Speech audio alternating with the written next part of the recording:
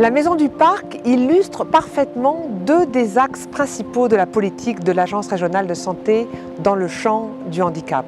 D'abord, bien entendu, favoriser la scolarisation des jeunes handicapés en milieu ordinaire et ensuite, bien articuler les dispositifs de formation et d'insertion des jeunes travailleurs handicapés.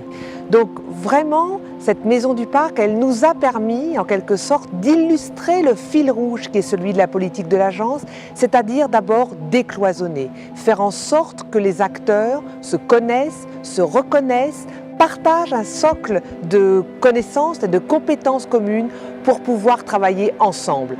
Et sans doute que ce projet constitue pour l'avenir ce qui est souhaitable en termes, encore une fois, de coordination des acteurs et d'ouverture à la fois des institutions, mais aussi des établissements sur la vie au quotidien. La Maison du Parc a pour mission d'accompagner 300 enfants et adolescents de la naissance à 20 ans.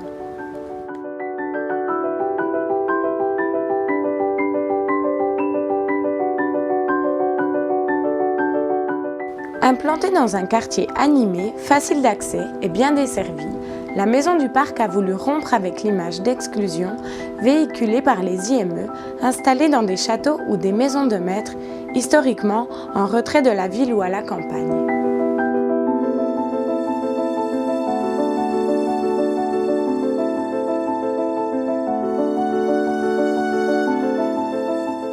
La Maison du Parc vit comme une structure du milieu ordinaire, s'éveillant tôt le matin et s'endormant tard le soir.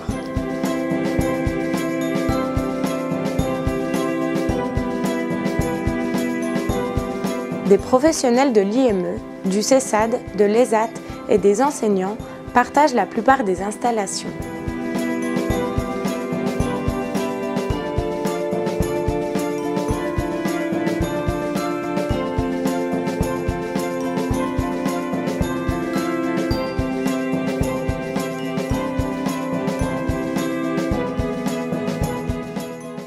La mutualisation d'une grande partie des ressources de l'IME, du CESAD et de l'ESAT a permis d'attribuer à la Maison du Parc des installations de qualité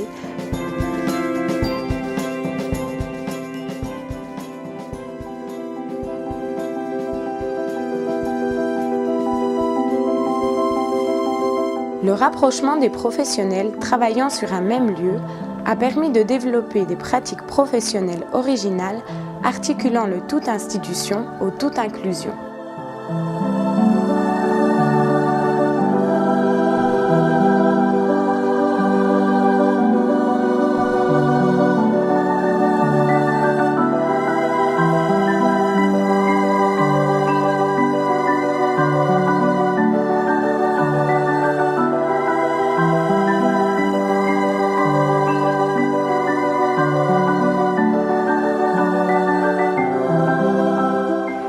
Afin d'atténuer la différence entre le milieu ordinaire et le milieu spécialisé, la Maison du Parc dispose d'un espace de restauration géré par l'ESAT qui accueille quotidiennement 700 élèves du groupe scolaire voisin. Les enfants et adolescents de l'IME peuvent ainsi manger au milieu des autres.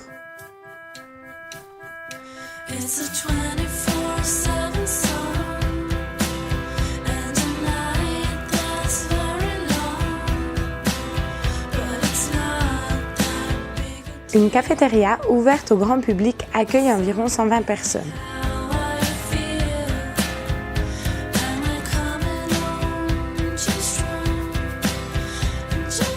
Enfin, l'IM Pro et la SECPA du collège animent un restaurant d'application ouvert au public.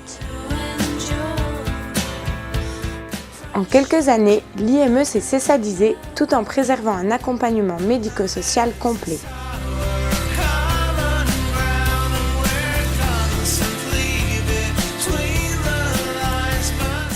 La Maison du Parc est conçue comme une plateforme de ressources tournée vers l'extérieur. Chaque jour, une majorité de professionnels se rendent dans les familles, les écoles, les clubs sportifs, les crèches et les hôpitaux. Parmi les actions externalisées, citons à titre d'exemple les places d'internat des plus de 16 ans intégrées à un foyer de jeunes travailleurs, les 4 classes externées dans des écoles ordinaires,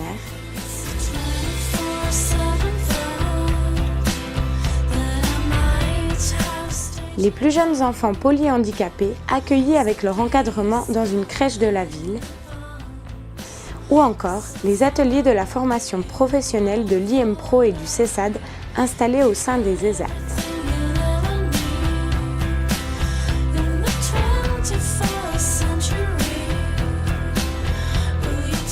Pour l'éducation nationale, la scolarisation des jeunes en situation de handicap est de toute première importance.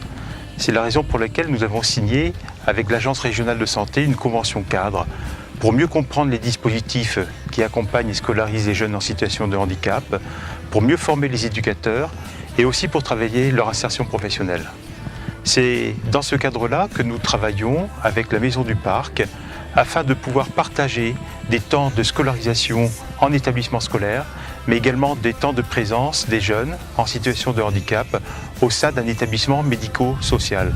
Ce qui compte pour nous, c'est de répondre au mieux en fonction des besoins de l'ensemble de ceux qui souffrent d'un handicap, de répondre à la fois sur le champ pédagogique, et nous avons une convention avec la Maison du Parc, mais également en termes de soins médicaux.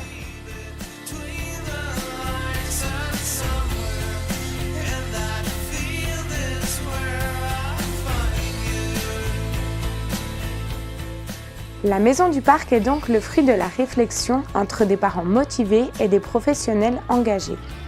L'idée a été de créer un lieu le moins stigmatisant possible, afin de ne pas ajouter à la souffrance des familles concernées par le handicap mental le sentiment d'exclusion ou de rejet. En créant dès 1974 l'un des premiers CESAD en France, l'association a recherché et privilégié des alternatives à l'institutionnalisation sans jamais y renoncer quand elle est nécessaire.